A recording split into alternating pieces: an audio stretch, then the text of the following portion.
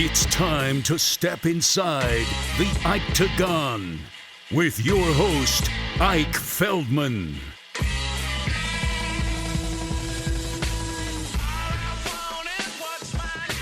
What's up, fight fans? What's up, combat sports community? It's your boy, Isaac Ike Feldman, being joined by another local killer, Luke Hart. Follow him on Instagram at Luke Hart MMA, Hart with no E, but he never runs on E. He runs on full, and I appreciate him.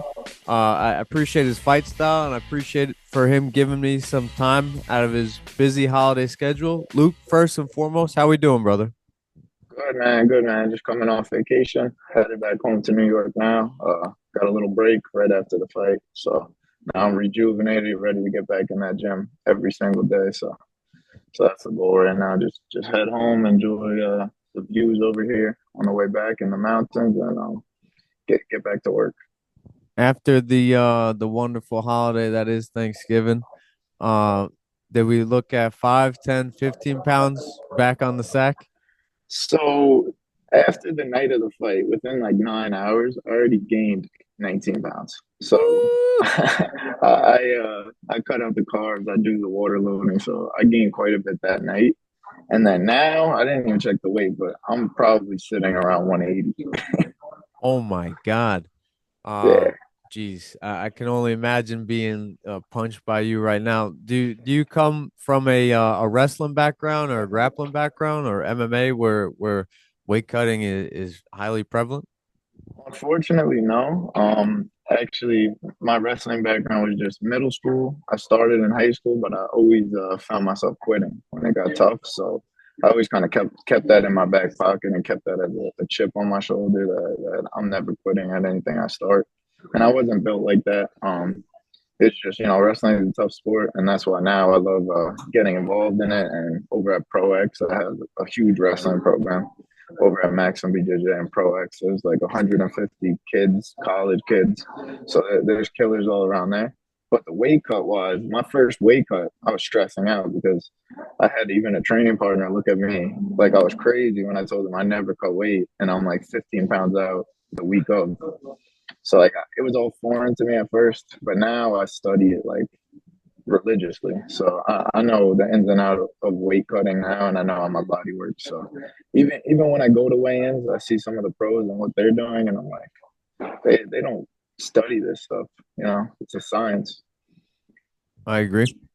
And some of the bigger names in kickboxing, like Israel Adesanya or Wonder Boy, they actually walk around very close to their fight weights.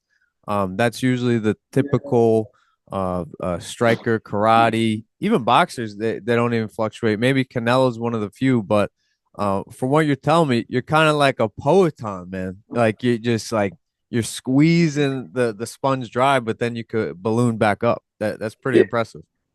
Yeah, I try to do it as safe as possible. I definitely don't recommend it for amateur fighters. I probably shouldn't be cutting as much as I do.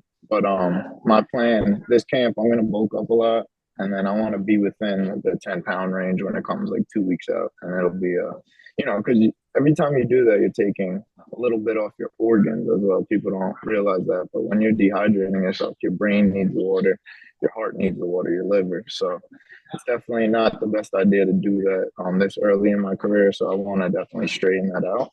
But with that being said, I've never ran out of cardio in a fight. So my 5-round fights, I've still had a lot of gas in the gas tank after the fight was over, and I've walked around fine. So I know I'm doing it correctly, but it still is not the best option right now. I agree with that. And I saw 2 fights ago in person at the Selden Firehouse. What was it, September 25th or 26th? Amazing fight card. The energy was crazy, obviously, with the 2 main event fighters just holding it down. I actually stepped out to watch that fight because I see Devin training over at No Limits. I train over there as well. So I was like, I'm going to step out for this one. And then my training partner, Gus, fought next. So I was like, I can't watch that because it's just the nerves when you have skin in the game. It's just too much when you're about to fight. It takes energy, but the energy was unreal in that Worth versus Joanna fight. That place was packed out. Like one side versus the other. It was insane. 100%. And you got the job done that night. Your most recent fight against Los Santos, I just checked out the 5 round battle. Man, you guys 100% earn respect for each other. It was a beautiful display of martial arts. I mean, he's a killer. You're a killer. It just somebody on that night had to get their hand raised. I mean, unless they could have done a draw, I guess. But talk me through the last 2 fights and how you've been feeling so far in the fall 2024. Percent. So if we're going back to that September fight, there's definitely a lot of nerves going into that one. I did my research on the opponent. As most people know, he did fight my training partner on short notice. That was coming up from 135. It was 1 week notice, and that kid's a pretty big 145 pounder. So I thought my training partner got it done. It was a close fight as well. So definitely helped me seeing the footage with my training partner, somebody I train with, actually go in there, fight him, help me put together a game plan. But the nerves were definitely up there for that one because he was a lot more experienced than me. You look up his record; he has about 5 kickboxing fights, but he had plenty of Muay Thai fights before that. So as I watched more footage on him, I would hear the announcers say, like 14 Muay Thai fights, I believe he had. I need to fact check that, but I definitely heard that a few times in the videos, and I'm like, oh, damn. He's been training over 10 years. I'm like, Wow. leading up, especially the week of, that's a lot on your brain, but I know that I'm putting in 100% effort into what I can do, and I trust my coaches and the people around me. So, once it gets to the night of the fight, I'm 100% confident. And shout outs to Charlie and Anthony. I've had the pleasure of being choked out by those 2 fine gentlemen on the Maxim mats years ago. Ask them about the barn.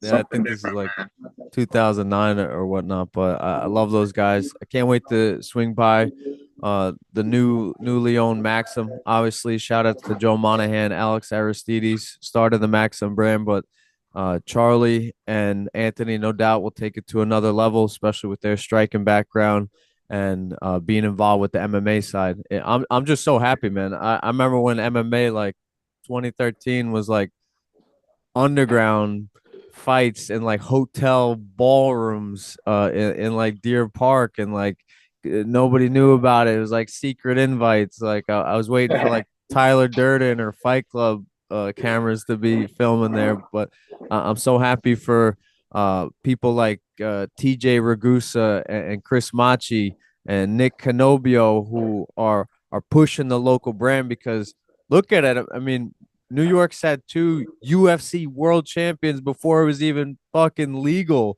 in New Yep. York. That just shows you that there's a thirst for combat sports, and I believe you, Anthony Spataro, Matt Porto,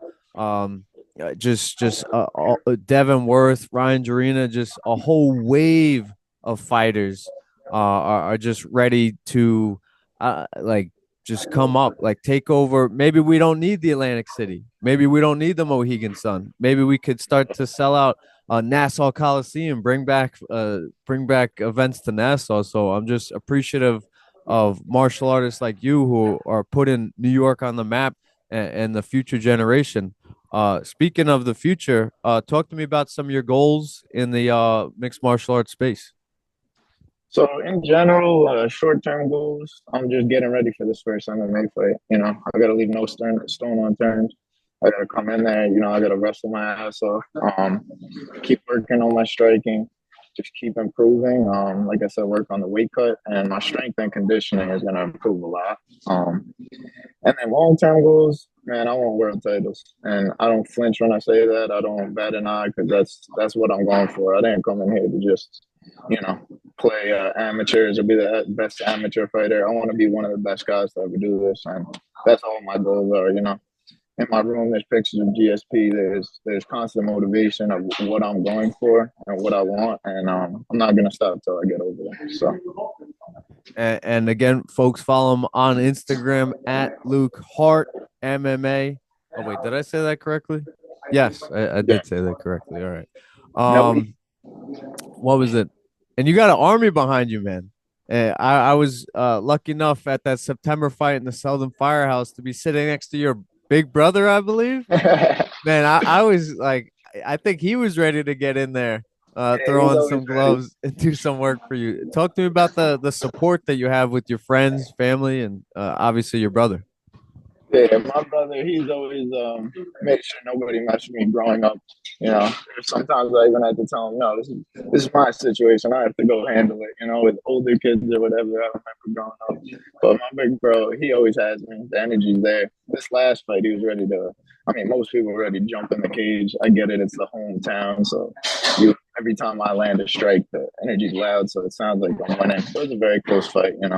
Even my coaches did think I win that fight, but yeah, the support is unreal lately, and it keeps getting better.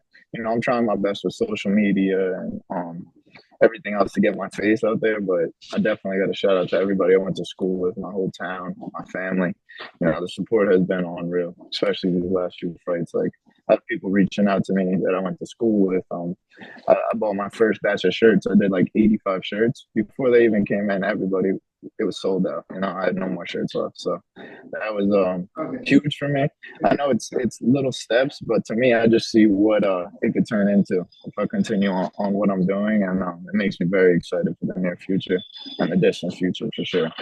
You mentioned social media.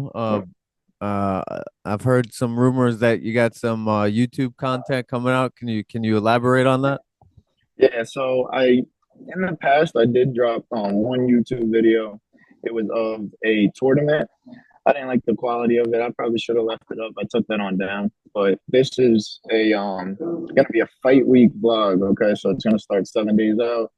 What I'm going through, the weight cut, the nerves, my some of my training sessions, my pad sessions, the extra workouts people don't see coming up on fight week. A little bit of explanation, and then I'll have the fight in there, the post fight nerve, the feeling, the sadness. It's all gonna be in that vlog. So I'm planning on keeping that coming every single fight, and I'm figuring out something to do in the meantime, training videos, stuff like that. I'm definitely gonna get into, but be tuned coming up this week. I would say, what's the date?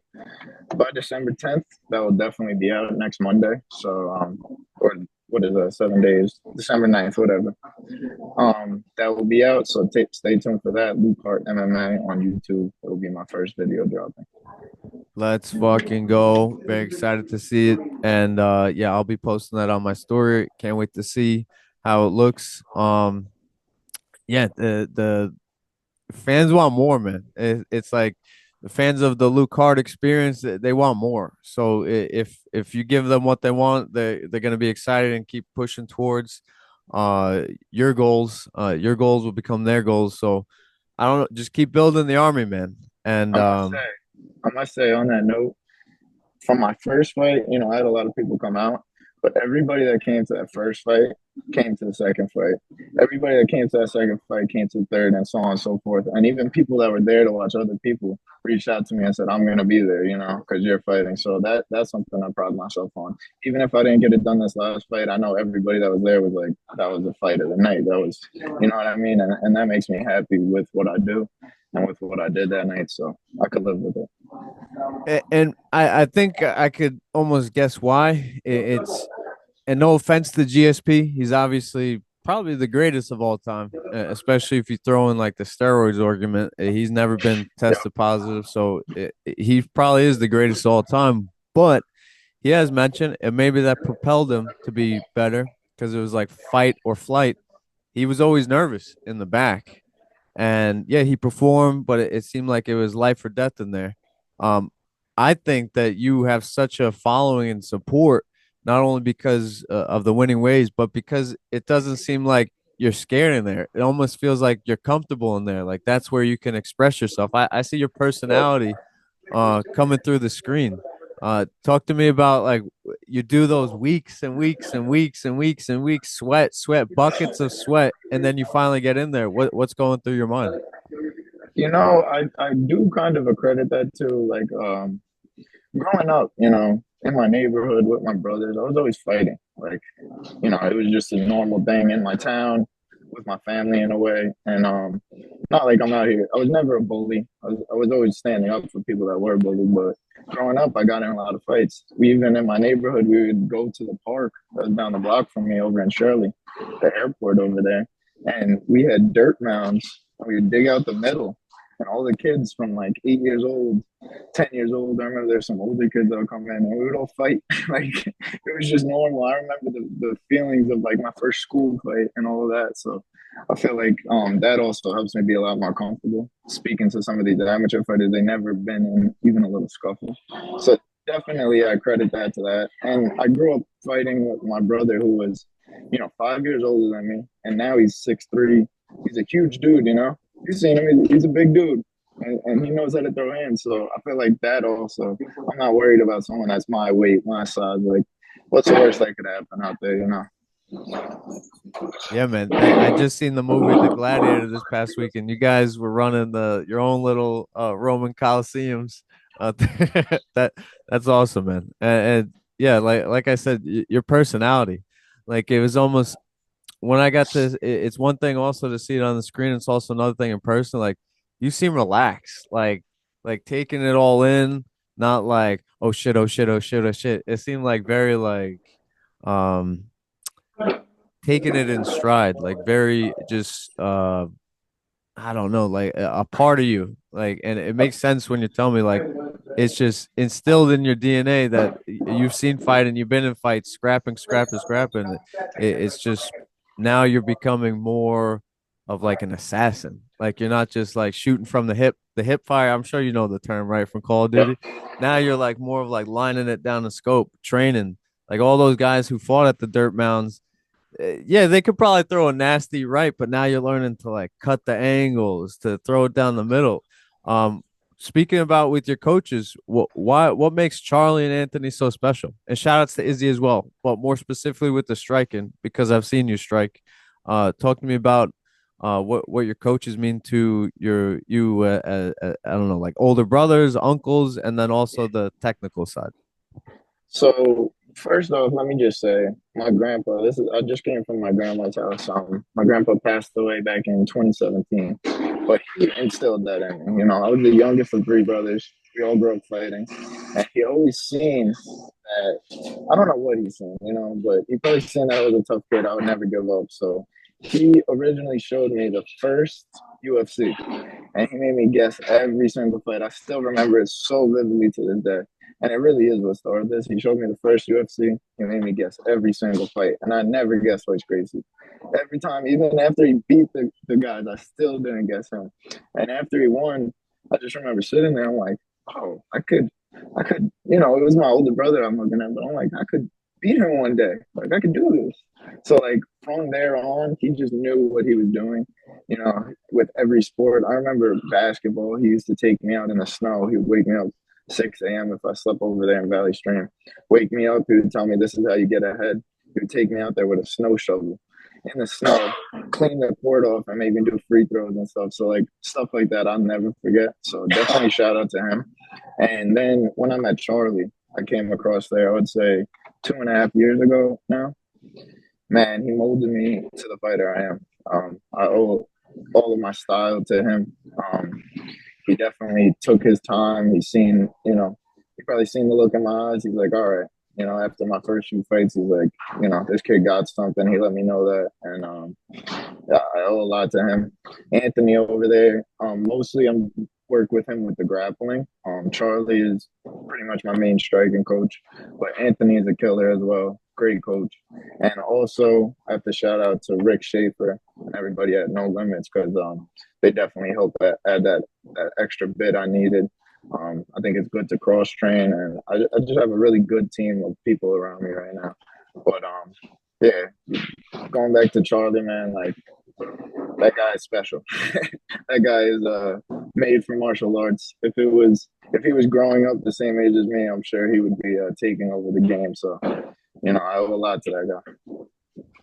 Well said, well said. Dude, that's fucking awesome. I'm gonna use that as the promo. That like had you pick the fights, and it's like, yeah, that's a great point. You would never pick the fucking 160 something pound guy to take down the karate, the boxer, and the Yeah, big ass wrestler. Um, Exactly. Holy shit, that's pretty awesome.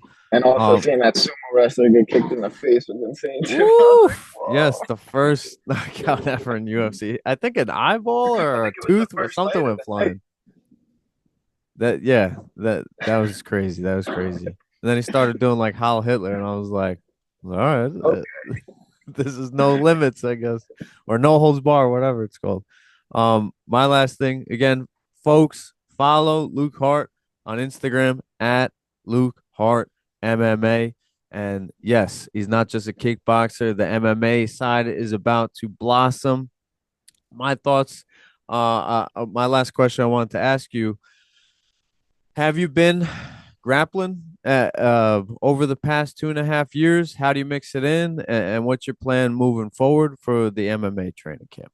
So everybody in my team knows I'm constantly grappling. Through my Nice. first fight, I was grappling even like a week out. Charlie was like, "Stop grappling, stop grappling. I don't want you to get hurt."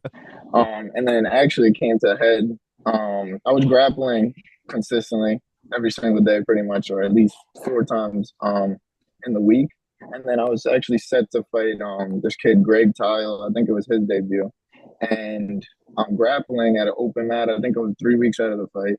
My coach already said stop grappling. I'm at an open mat. I bring one of my friends from high school. He wrestled a little bit, and I don't know what got in his head. He might have seen it on UFC or like on a video or something. And he tried an Eminari roll, and I bent down to go and get to his hips, and I got kneed in the face, and I don't remember that whole day.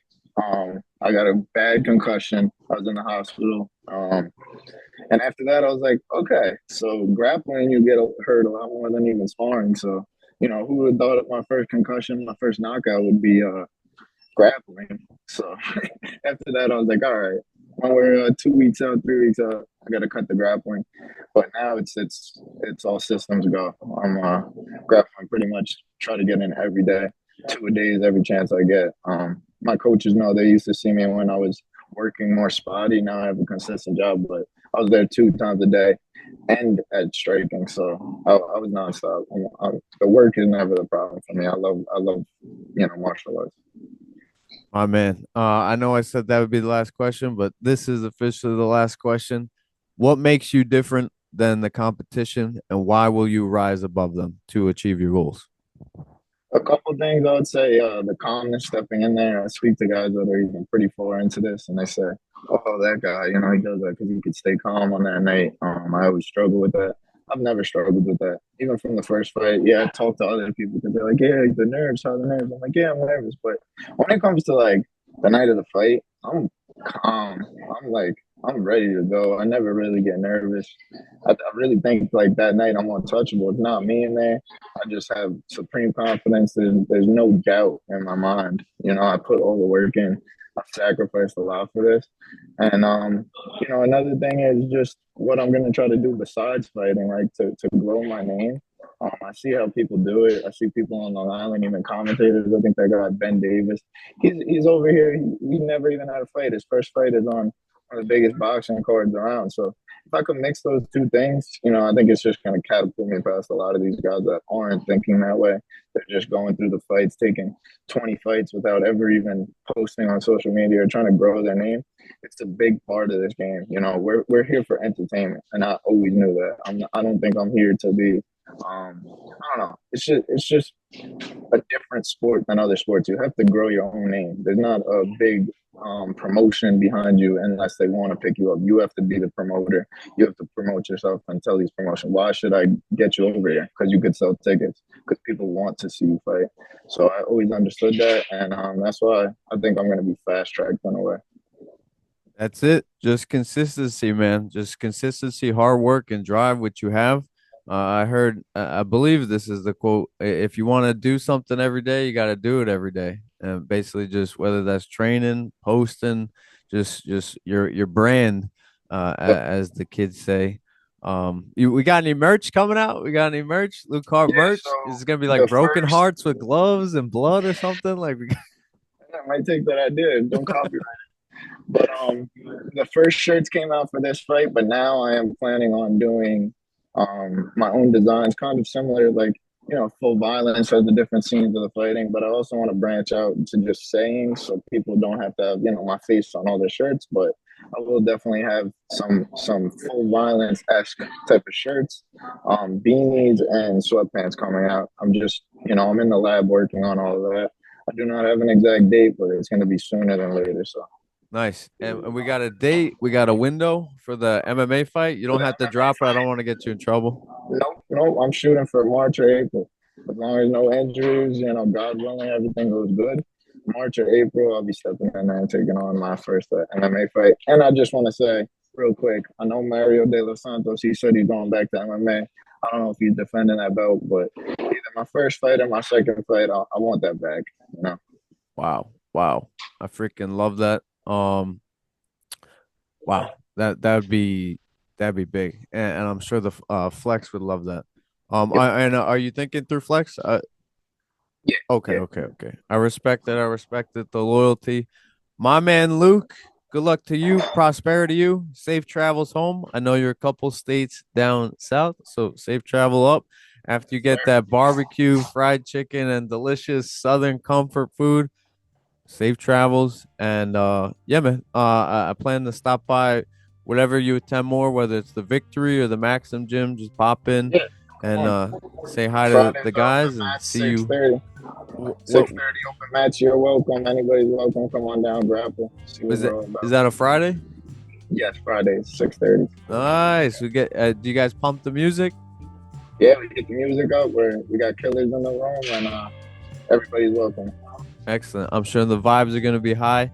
I will skip my Pizza Friday to show up, break a sweat or something. But my man Luke, I appreciate you again, guys. Follow him on Instagram at Luke Hart MMA. Luke, take it easy. Talk to you soon, brother. Yes, sir. Appreciate you.